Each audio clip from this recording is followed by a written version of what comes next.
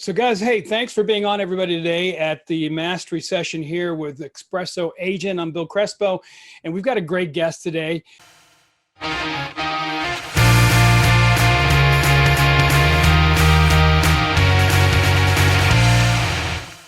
He's been a coach for a very long time. And James, thanks for being on. And I love your background too. It looks good too back there. Yeah. Hey, thank you. Appreciate it. It's great to be here.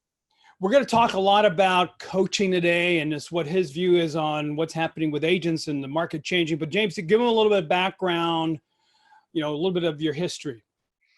Gosh, well, I started back in college, believe it or not, getting into real estate. I got my hands on a set of Mike Ferry's Action Workshop tapes while I was still in college, and was hooked. I was hooked on the system, hooked on the results that I was hearing about. So I quickly changed course once I graduated. I was like, forget graduate school, man. I'm going into real estate. What were you going into? What graduate school? What were you going into? It was, at the time it was economics and Russian studies. And, I was thinking, well, maybe I can get involved in some of the joint ventures and some of the corporate stuff that was going on at the time when the old Soviet Union broke apart. But, yeah, man, once I realized and I heard about some of these agents and the production they were doing, the income, the kind of lifestyles they were having at the time, that was very attractive. You know what I mean? Yeah. To a very poor kind of a college kid, coming out with prospects of graduate school, or hey man, let's go make six figures. So I kind of chose that route. Yeah, it was Russia, six figures, real estate, similar. Right. So, and then you got into coaching, and that's why I got this life preserver on, because I believe that as a coach, and we talked about coaching a couple of days ago, that we do rescue people, we help people, we kind of give them that preserver. So what got you into coaching? Well, it's funny because as I'd gotten into the business and I had a very successful start because I came in with a system, I didn't have to second guess it. It's kind of like I knew exactly what I was going to do before I was even licensed. So, I was very fortunate in that sense, right? So I had some good success in those first few years. And when that happens, you get asked to speak on this panel or come talk to this group, or, hey, come show up over here and share with everybody what you're doing. And what I kind of realized after doing that several times is I really like this, man. I like that level of engagement and teaching and sharing. And, it wasn't like I had years and years of experience, but I just sort of felt like I liked this even better. So at the time, a friend of mine and I were both doing this together, selling real estate together. And we made the decision like, hey, let's go back home, because we had moved to Florida. We were selling real estate in Florida, but we're from upstate New York. Right. And we said, hey, let's go back home and let's start a coaching company, right? Sounds familiar, doesn't it? Yeah. Now this is the late 90s, right? So 97, I think we kicked it off, and just kind of grew it from there, and did that for a number of years together. Kind of grew up a smallish, medium-sized company. Had an amicable parting of the ways, went out on my own, got picked up by Mike in 2006, spent several years there with you and a bunch of others. Yep. And then things kind of changed there with the market changes and stuff like that. By 2010, the client load was down, so I kind of found myself back out on my own again, and that's what I've been doing. That's what I've been doing since 2010. So what I want to, for those of you that are on, we're going to be talking about just the whole coaching industry a little bit. We're going to talk about what's changing and the tips that James gives his clients, but just what actually gets someone to want to be a coach? Because there may be someone that's watching that goes, maybe someday I want to be a coach. And Bill, come on, there's probably 15 of them right now. That's right. Where do we sign up? Let's sign up right now. Yeah. So, breathe. Okay. So I guess what is making a good coach? I mean, because, there's a lot of coaches out there right now. Yeah. What do you think is what makes a good coach? I think the number one ingredient is you have to have, and we kind of alluded to this already, you have to have a passion for helping people. Right. That has to be your core motivation, not making a ton of money, not being in the limelight all the time, or starting a following necessarily. Well, then nothing's wrong with that. But I think at the root of it all, if you're really going to impact people's lives, you have to care about them. You have to care about what they're doing. You have to care about where they're at. It has to bother you when they're not doing well. It can't be one of those things where it's like, oh, well, hey, I got paid this month, whatever. If they make it, they make it. If not, they don't. So to me, that's the essence, I think. And when you said you just hit a chord. When you said it bothers you when they don't do well, I don't think they realize how much it does affect us. It does. It really does. What do you think about when that happens? I get I'll get a message, a text, a 911, like, hey, this just happened, or, we've been working on this particular thing in our coaching calls, and then all of a sudden it kind of like falls apart, and you just kind of like groan. You just feel bad for it. You're like, oh man, and then immediately you go into, okay, what do I need to give these people to, how do I help lift them back up? How do I get their head back on straight? How do I get them refocused on the task? How do I remind them again that you're going to fail, but you have to fail forward? And, there's days where you just feel like, my gosh, I've been having the same conversation for months and months and months with people, but that's your job. Your job is to be there. Your job is to help them. It's to get them back on track and remind them that success is possible. I think as soon as the other thing I was going to say is as soon as you find out that you want it more than they do, you got a problem. Right. Yeah. That's really true. What, we talk about, two things I want to ask. What is hard about coaching? And then I want you to tell me what makes up a good client. What makes a good client to coach? So what's hard about coaching? What's hard about, as far as coaching itself? Is that what you mean? Yeah. I think what's hard is sometimes you feel like you take on all of their burdens and you're trying to figure it all out for them. Right. And it's hard because life happens. Stuff happens that you can't explain to them. You can't tell them why this happened, that happened, this listing isn't selling. And so I think it's hard more emotionally, if anything else, because again, you want to see them succeed. You want to see them have incredible results and change their lives. And so it's hard when you see how hard it is for them. Let's put it that way. Right. I think that's one of the hardest things that I've experienced as far as being a coach. Yeah. So I don't know if that answers your question. Yeah, no, that answers it. And then when you look about coaching someone, there's people that are really coachable and not coachable. How do you know if they're really good clients to coach or that they're really ready for coaching? Hey man, if the check bounces, it's not. No, I'm kidding. I'm kidding. Yeah. No, I think it's we hear this term being coachable. This right. person is to be coachable. Again, it's that commitment. Okay, mm-hmm. It's like a seller. Okay, what makes a good seller or not a good seller? Right. Well, if they really want to sell, if they're motivated, that makes a good seller. That solves a lot of problems if that seller's motivated. Well, having a client that really is committed to their future, committed to succeeding, committed to the long haul, is willing to be patient, is willing to learn and take on maybe what you're sharing with them and not just think they got it all figured out. I think those are things that always make a good client. Just willing to do the work. Right. Yeah. And now with the market the way it is and things are changing and you're looking at, what do you focus on the most with some of these clients that are struggling? How do you get into their heads? How do you help them move forward? And with this, especially right now with the shift that's taking place. Yeah, it is all about up here. It is all about mindset. I mean, and I say this to clients all the time, knowing what to say is the easy part. It's going out and saying it today and saying it again tomorrow and saying it again the next day. And I'll never forget one of the best definitions of success that I've heard. I think it's attributed to, and now I'm going to forget his name, Winston Churchill, where he said that success is the ability to, gosh, what does it say? It's like enduring failure after failure after failure and not losing your enthusiasm. Right. Okay? Right. So I think that's part of what is to remind them that if you choose to stop right now, if you choose to give up, if you choose to allow what's happening to defeat you and keep you from taking action, you're guaranteeing that you're not going to succeed. Right. Drop my water bottle. Okay. But if you choose to keep moving forward, even though it may not be what you feel like doing in the moment, You have goals. You know, we try to go back, try to take them back to their goals, try to take them back to, hey, tell me again, why did you decide to get into real estate? What is your goal this year? What is it? What's at stake for you, for your family, for the people that are important to you in your lives? And isn't it worth it to keep going? So a lot of it is about perseverance. It's perseverance through the challenges, and just reminding them you don't win them all. Yeah.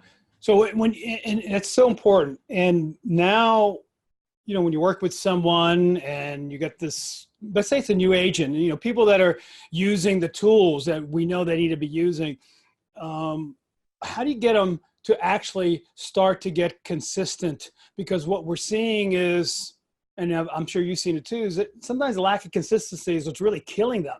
Oh, absolutely. What else have you seen is really holding them back from great production? Yeah, you hit it for sure. Consistency.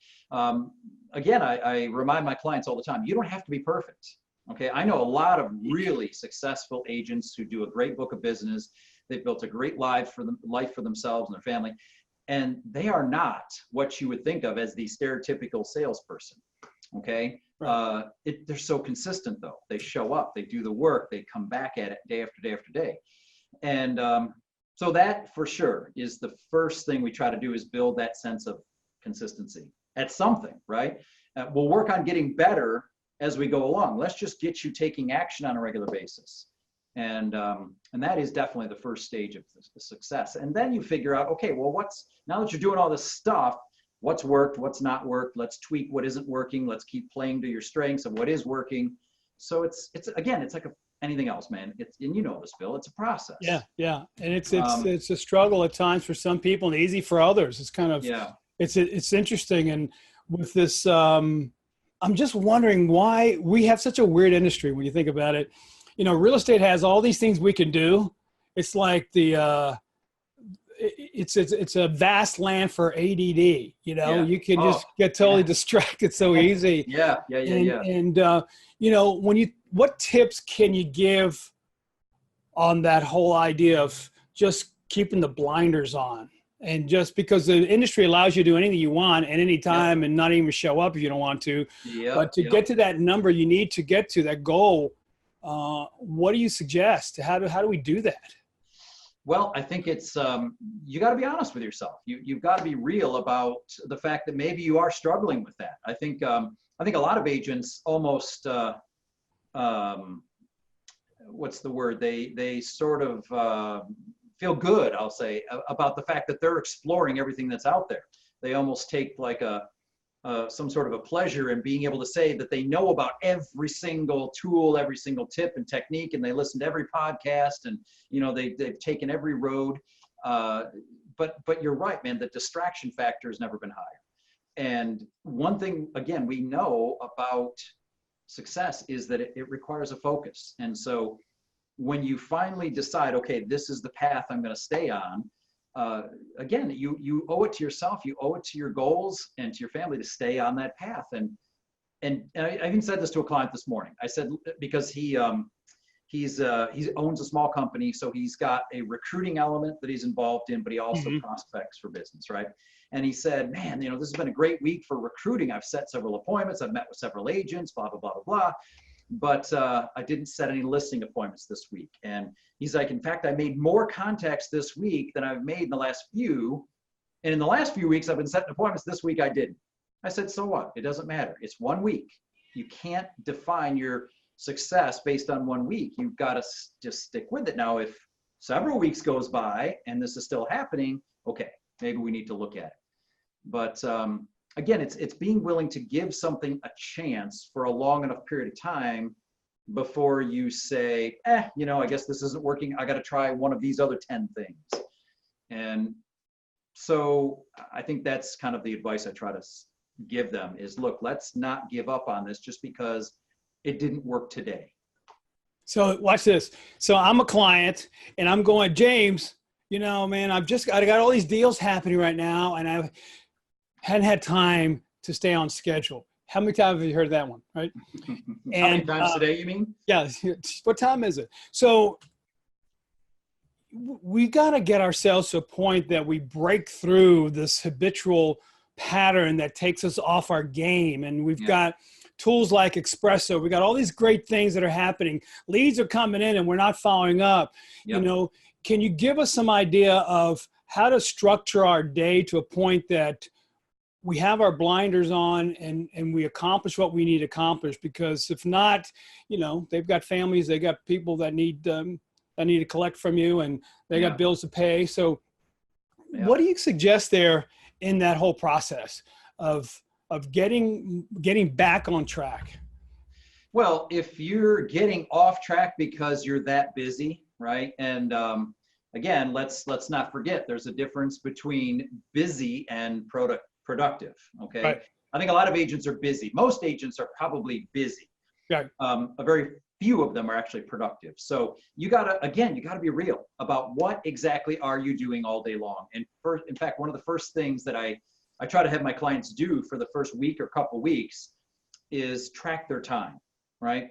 And I say to them, listen, if you were to go hire a fitness trainer or a nutritionist or somebody in that realm to help you get in shape or lose weight or whatever, what would be one of the first things they'd have you do? Right. And they all know the answer. They would have you do track your diet, track what you eat. And I said, you're exactly right, because then they know what they're dealing with. So I have them track their time. And then we start to look at all the things that they tell me they're spending their time on. And we get to check off all the things that aren't really productive, aren't even necessary.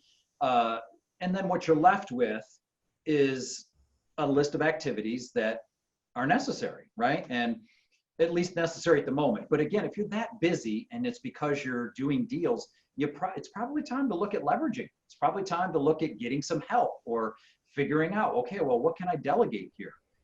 So that's typically where I try to go with a client, is help them be real about what's getting in the way that doesn't need to be in the way. Right. And then whatever's left, we got to figure out, how can we get this off your plate? And again, it's not the snap of the fingers, it doesn't happen overnight, but at least we start that conversation about, hey, let's make a list this week of everything you find yourself doing that you know in your heart somebody else could be doing for you. And then let's figure out how we make that happen. When do you think, when's the best time to start thinking about getting help? Because, you know, you look at, there's so many people that want to continue to do it themselves, but what point do you think, you know what, I got to get some help? Yeah. Well, again, I think the best measure, here's the thing. It's always been said that the best time to sharpen your sword is not in the middle of the battle, right? Right. You want to sharpen your sword before the battle. So you should be thinking about that pretty early on as an agent. Not necessarily that you're going to rush right out and do it, but two things that I've always, again, tried to advise clients to do to prepare for that day is, number one, have some money set aside to pay that help when the time comes. So you don't have to try to figure out where the money's going to come from, right? Set up a little bit aside, build up an account so that you've got a few $1,000 there to pay for that first few months maybe of help. And then the other thing is create an operations manual, create checklists, create a task list so that the training time that you have to spend when you do hire that first person is minimized, because it's already right there. You can just hand it to them and say, hey, follow these steps. This is exactly how you do those things that I'm asking you to do, that you've been hired to do. So I think the earlier that an agent can start preparing for that, creating their operations manual, their checklists, setting some money aside, they'll be ready when the time comes. So what do you think of some of the mistakes in hiring? You know, so now I've got to do full-time, part-time, and then here's how many times I've heard the fact that, you know, I've been so busy training that new person, and then what happens in production? Yeah. So what are some of the things that we need to look at in that whole process so we don't fall in that lack of production trap? Yeah. Well, again, having as good of a preparation manual as possible. So in other words, if rather than you having to sit there for an hour or two and show that person how to do a task, you can either hand them, like I said, like a step-by-step description of here's how you do this job. I want you to spend the next hour following this task list. All right, step by step. I'm going to be over here making calls, following up on my leads, doing whatever. You spend the next hour following this through, write down any notes or any questions. Let's reconvene in an hour and talk about what didn't work, what did work, etc. I know a lot of agents create video training as well, so that assistant or whatever can watch the steps being described for them. So again, I think it's all in the preparation. I mean, there's a necessary amount of time that you have to train. You have to interact. You have to build that into your schedule. But I think a lot of agents don't plan for it, well enough in advance. So it takes them a lot longer than it needs to take them. Yeah. No, I can easily see that. And there's some people that are just not really ready to even bring someone on because they don't have that leadership skill that they should have. Yeah. So now that the market is doing its thing, since you've been in, what has been the biggest change you've seen, maybe in coaching and then in with the industry itself, this whole, just what's happened to the marketplace and the consumer? What do you see has changed over the years that agents need to be really aware of? I think the simple maybe answer or the immediate answer that comes to mind is just because of what we're doing right now. Right. The internet, right. The social media, the advancing in technology. What it's done is it has allowed a person to realize just how many options they have. And I think what happens, whether it's for the consumer or whether it's for agents or whatever, when you realize, or when you're confronted with the reality that, man, you got like all these choices, whether it's who you list with, what company you list with, blah, blah, blah, blah, it almost creates paralyzation, confusion. Okay. It slows down the process of moving forward because you've got so many things to consider. So I think for a lot of agents, they don't realize that they're not the only ones who have that lead, right? So again, the ability to just get online and find out about an almost overwhelming amount of options, I think that's been probably the biggest change I've seen. The basics of working with someone who wants to sell a home or buy a home, that hasn't really changed in 20, right. 30 years. But it's, we don't operate in our own little boxes anymore. I mean, it's a wide open world. And again, I think sometimes too much choice isn't a good thing. In a lot of ways. That may sound weird, but that's just my take on it. All right. So I'm coming in new. Yeah. And I'm now dealing with this choice thing. I want to be a great top producing agent. Yep. So, how long would it take for me to come in here, understanding what the market is doing right now? You've got social media, you have all this stuff, and I need to get production up really quick. And I know there's people out there going, hey, I need my business to just go to that next level really quickly. Yep. And we talked a little bit about that before a couple of days ago, when we talked about what it takes to be this agent now, to go out there and really kick, and make it happen. Yeah. What do you think it takes right now out of an agent to really take it to that next level? What's different about what's happened before to where it is right now? And what do I got to do to do that? So I can just first, and beat the odds, in 12 months, 24 months, I'm at high production. Yeah. Yeah. Again, I just keep coming back to the level of commitment that it takes. I mean, it takes, here's an example. It takes a lot more dials today to get someone to pick up the phone than it took 10, 15, 20 years ago. Yeah, totally agree. Takes a lot more conversations with somebody for a lot of reasons to find someone who says, yeah, we're thinking of buying or selling. Okay. Everything has been notched up. Again, there's so many reasons. I mean, we could spend all day trying to figure out why, but I mean, it is what it is, right? So because the steps that you have to follow, the steps haven't really changed. It's just that, again, it takes more of them. So an agent has to be willing, again, 15 years ago, you could make 100 dials, you could talk to 30 people, and you could probably set an appointment. Today, you make 100 dials, you might talk to 4 people. Okay. Yeah. So it's like everything has ratcheted up. And I always think about, and I don't know if he coined this phrase himself or what, but Tony Robbins has said that if you want a good result, you have to make a great effort. If you want a great result, you have to make an outstanding effort. If you want an outstanding result, you have to make an extraordinary effort. And it's like this idea that the ratio of effort to result is probably higher than it's ever been because you got all these other factors. So it just isn't as easy, so to speak, as maybe it was 15 or 20 years ago, even with the technology. Right. So I think that's the thing. A newer agent, someone who's getting in, someone's trying to break in, they have to accept the level that it's going to take to really make it happen. How many sources should someone have? I mean, because the market, because of the fact that you can't get a hold of anybody anymore and you're dialing a lot. So Yeah. it almost, do you have any idea of, or what you feel comfortable with as far as sources that an agent should have so that they can secure their income? Yeah.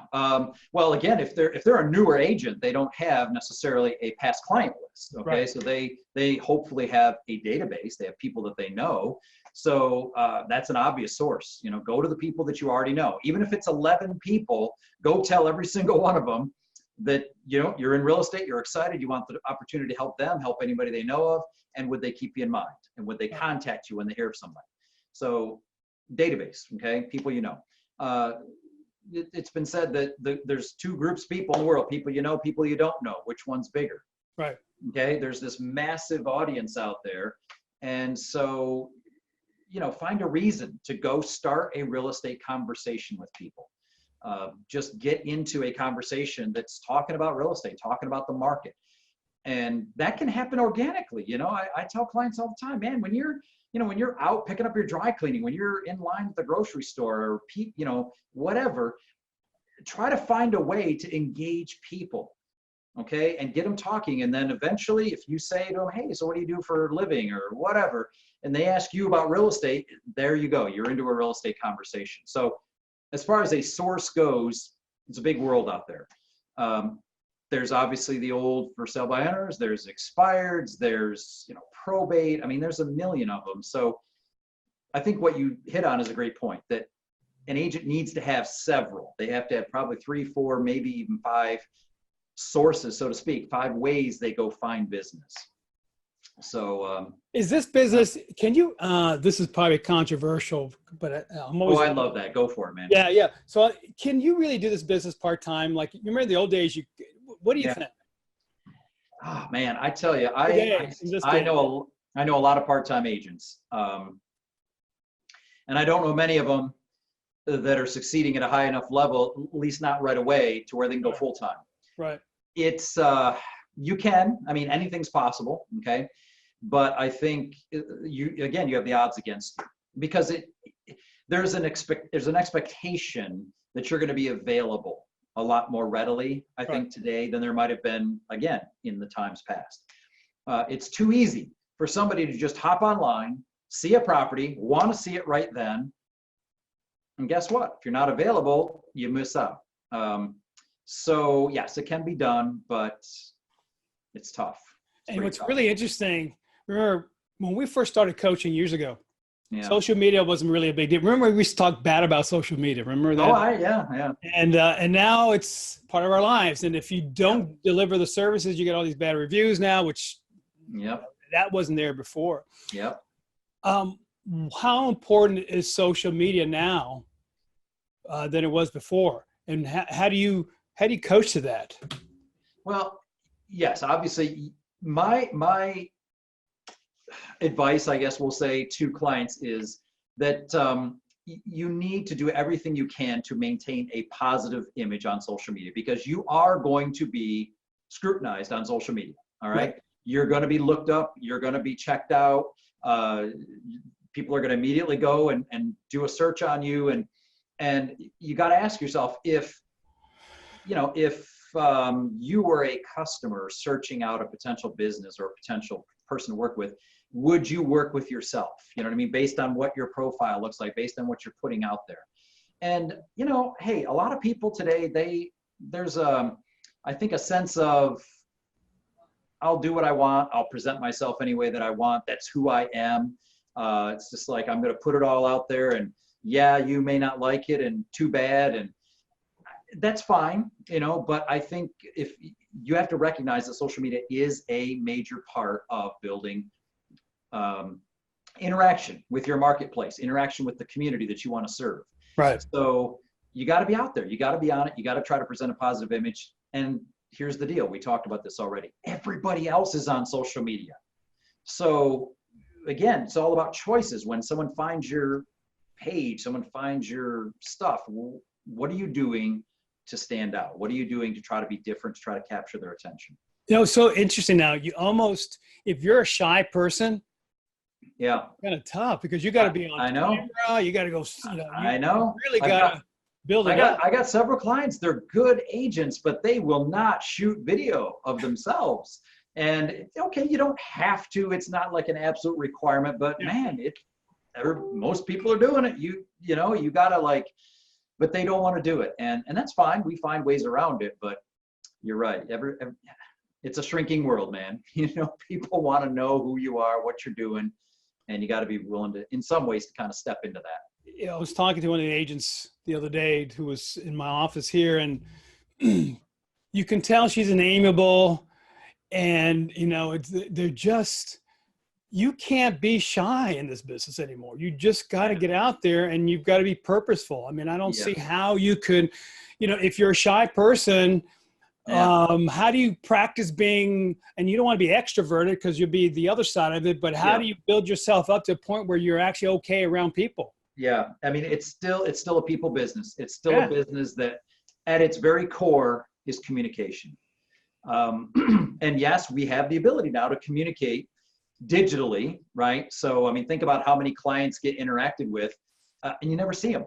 It's all through text, it's all through messaging, and that can happen. But at some point, you're probably going to be face to face with them, right. And you've got to be able to communicate, other than just typing out a message. So, yeah, I mean, this has always been, and I think even more so today, it's a communication-based business. How well can you communicate? Because again, everybody wants to know, well, how do I stand out? How do I make myself appear different than all these other thousands of choices that the consumer has? Well, one of the ways you can do that is to be a better communicator.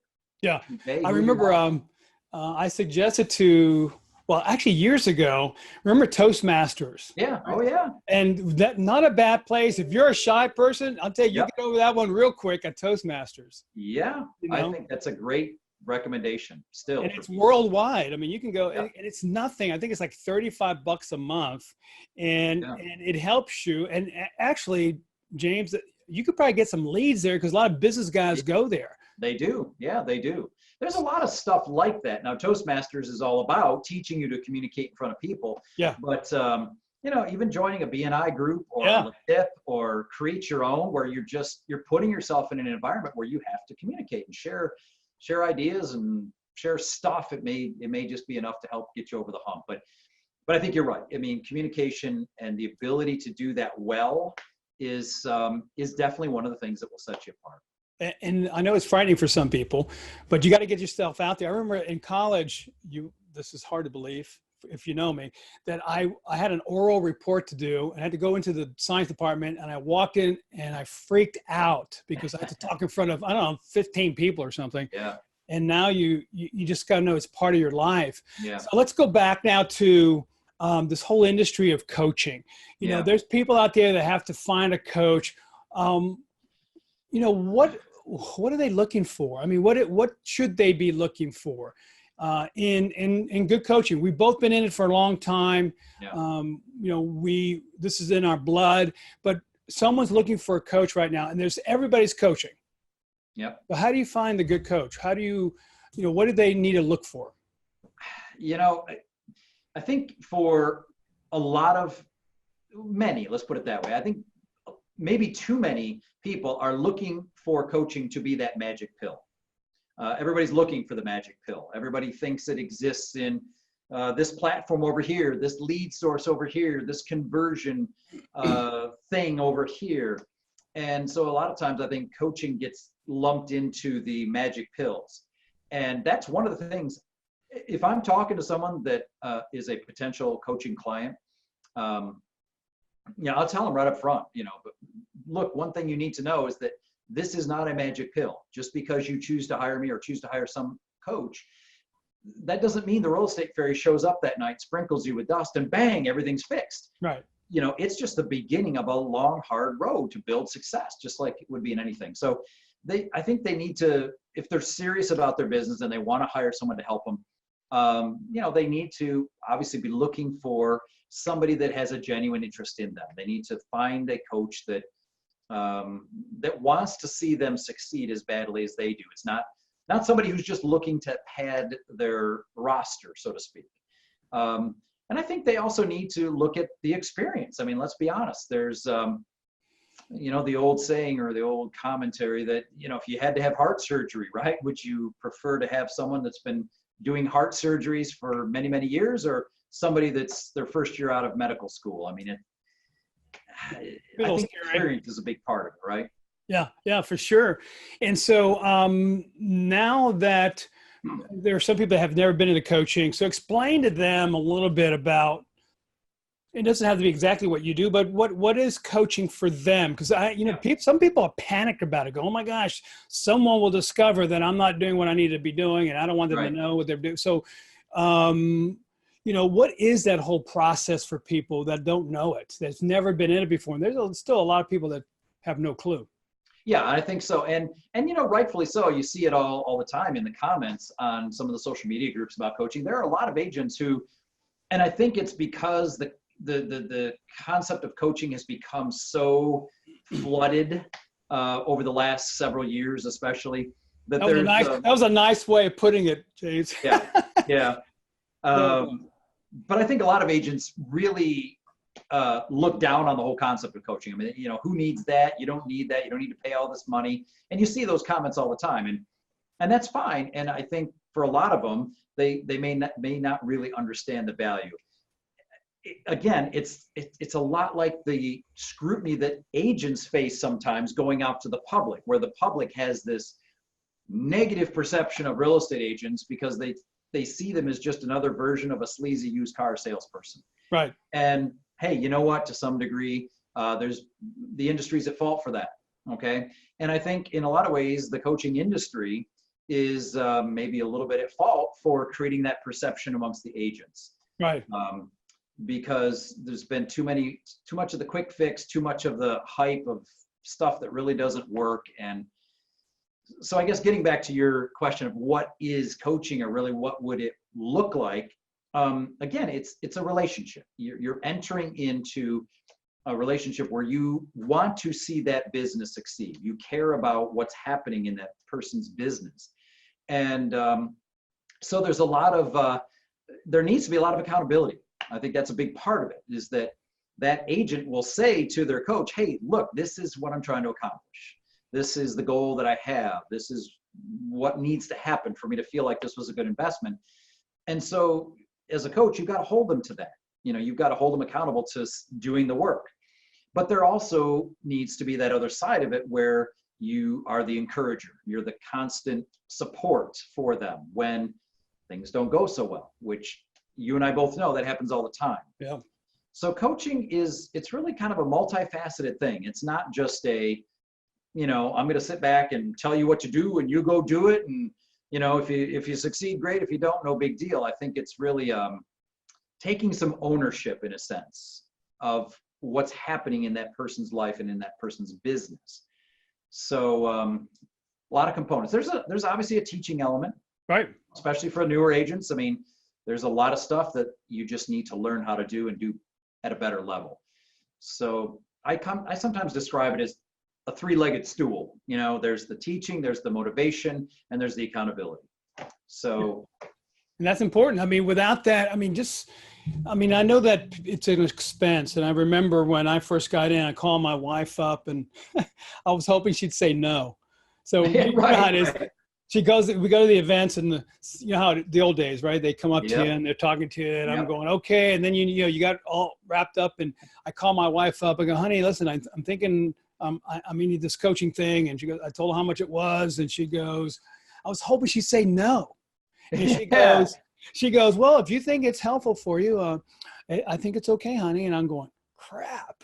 Yeah, there goes that excuse. Yeah. So now I'm going to which changed my life. I mean, my income went up 9 times, and, there's stories of people that their income's gone up. So, I mean, if, whether it be, James or whoever, I mean, coaching is good. It is. Coaching, and again, it's become such a cliche word.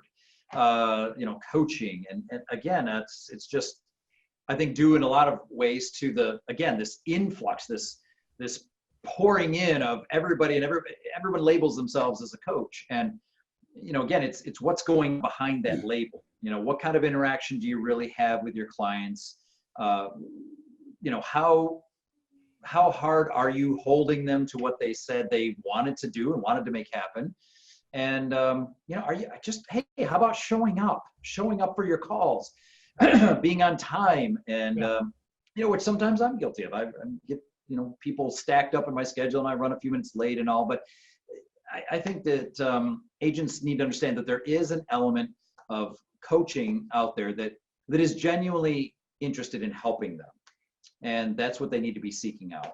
Does a coach have to be a top producer? This is a good question, because I'm thinking people, because all of a sudden the guy who has had some success is now coaching. Not to say anything negative about it, but it could. But what do you think? Yes, I think you need to have had enough experience in doing that you can be relatable. You can relate to your clients. Quite frankly, for most agents who are especially at a higher level, they're doing several hundred transactions a year, they've built this big team. Most of them probably don't really want to go into the coaching at that level. Right. So you do get to a point where it's hard to find a coach who is doing more than you, because if they're doing more than you, they're probably not interested in being a coach. So, but to go back to that point, I think there has to be some element of having had success, having grown through various stages of the business. So you can relate, you can share with that client that this is what you can expect. This is what it's going to look like. That, yes, I know what you're talking about. I've been there. But it's interesting. I was looking at this a couple of years ago with, Bill Belichick specifically. I was looking at him as, of course, I think the winningest coach now in terms of Super Bowls. But you look at his career as a player, and it was nothing special. I mean, he was not an all-star. He was not, any sort of a standout superhero Hall of Fame player. Right. And there's some others like him, but that's a good example of, somebody who has obviously an experience with the game and knows the game, but has almost in a lot of ways been a lot better of a coach than they might have been as a player. Right. Yeah, so, I totally agree. And you can't say anything bad about Belichick right now. I mean, he's an awesome coach. So tell us books that you've read. What books, if you can give suggestions on the last couple of books, or anything that may help someone to get themselves going down the right path. What do you recommend? Anything that you've read that you think, hey man, this could be really helpful? One book that just really stands out, and it kind of goes back to some of the stuff we were talking about a little earlier with the perseverance and the hard work, and just that element that you have to have if you're going to succeed. And it's a book called Grit by Angela Duckworth, and she just really gets into the kind of the heart and the common ground that so many people who have had success have, and it's just that ability to dig in and to work hard, to find a way to keep going no matter what. And she really illustrates that well. So that's definitely a really cool book. Another one that stands out that for me, again, maybe it's more so from the coaching perspective, but it's, now I'm going to forget the name. It's, it's two brothers that wrote it. You talking about the Heath brothers? Yes. Yes. Yeah. That Shift? No. Chip and Dan Heath. Yep. That. And again, it's about, talks about the emotions versus the action, the elephant versus the rider, and it gives these great examples. But again, what an agent could take away from that, I think, is the realization that there are going to be a lot of days when emotionally you don't want to do this job, but the desire that you have to succeed, the goals that you have, all of that has to kind of override and take control of the emotions to ride your way through this thing, to push through, to succeed. Because, again, I say this to agents all the time, that top agents who are doing what you say you want to do. They have succeeded in spite of adversity, not in the absence of adversity. It's just part of the game. You've got to figure out how you're going to get through those tough days, tough weeks, tough months. Yeah, yeah. It's a great book. So those are I'd say Shift. It is. Dan and Chip Heath, and the other one was called Grit. Yeah, Grit. Angela Duckworth. Mm-hmm. Angela Duckworth. Great. So, Yeah. So let me ask you, James, and as we wrap up, any closing words, things that you'd like to tell them, these guys that are out there struggling and trying to make a living in this crazy business of real estate, and any recommendations before we hang up? I guess a couple things come to mind. Number one is just don't give up. Okay, don't let the challenges, the difficulties, the flat fee commissions, and the all of the other stuff, and we could go on and on about all these interrupters or disruptors, right? But you have to make a decision. You have to make a decision that you're going to keep going. You're going to persevere. You're going to be creative. You're going to find your way through it. But almost prior to that and before that, you have to go back and revisit why you want to succeed in the first place. You have to be crystal clear about your goals and what's at stake, who wins when you win. You got to have that anchor, to attach to. So I think going back on a regular basis, I'm talking every day, maybe several times a week, to just revisit your goals, revisit your why, your purpose. Where are you going? What is it you want? And then, from there, you just have to dig in some cases, and you're going to hit some easy patches. You're going to hit some months where the business just kind of comes to you effortlessly, and it's awesome when that happens. So enjoy it, but I think those would be the two things that come. Keep grinding. Yeah.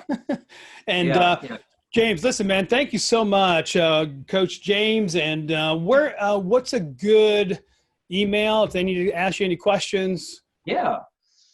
Email coachjameshoughtaling@gmail.com. Easy peasy, right? As long as you can spell my last name. Yeah.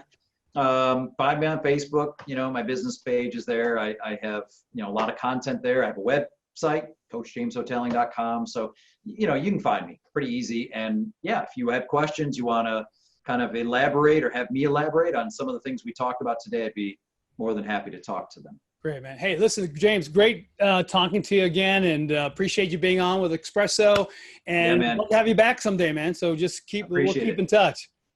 Thank you, Bill. Appreciate all you're doing there. Keep up the hard work. Thanks. Take care. Yep. You bet. Bye-bye for now. Bye-bye.